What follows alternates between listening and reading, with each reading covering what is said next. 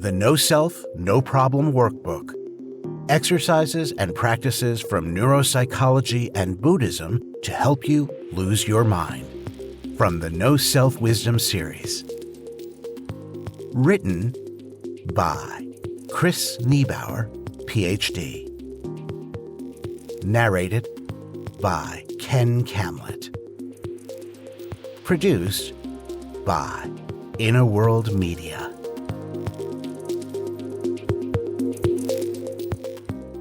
According to the teachings in Buddhism, Taoism, and certain schools of Hindu philosophy, our true essence lies far beyond the limitations of the thinking mind. Recent findings in neuroscience have finally caught up to these ancient ideas. My goal for this workbook is that it will serve as a tool to help you go beyond the veil of thought and reconnect you with the experience of what I like to call clear consciousness, or those moments when you are living entirely in the present moment, neither controlled by nor obsessed with the voice in your head. As the title suggests, this is a companion to my previous book, No Self, No Problem: How Neuropsychology is Catching Up to Buddhism. But don't worry if you haven't read it yet.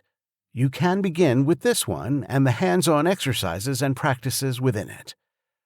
Both books draw on the current understanding in neuroscience involving the left and right brain. The left side of the brain constantly interprets the world and tells stories to explain it.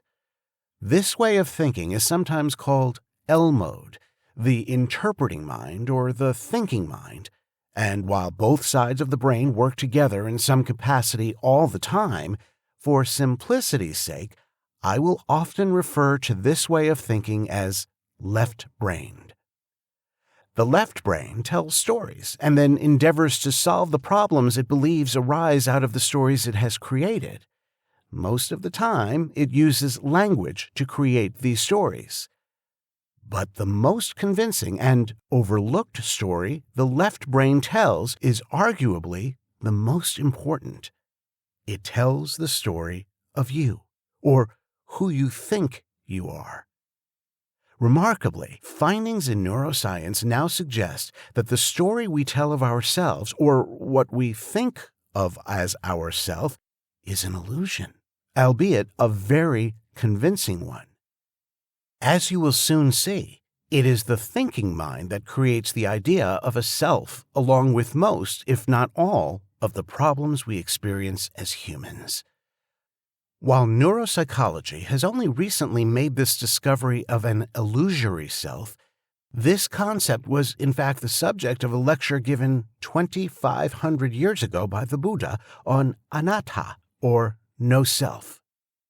Many consider this the most important teaching of Buddhism.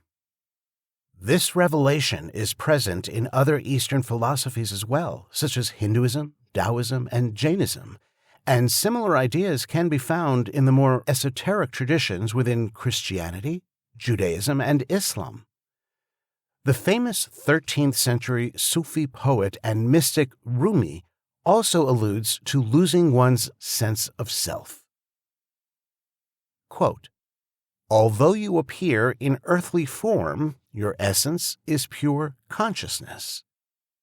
When you lose all sense of self, the bonds of 1,000 chains will vanish."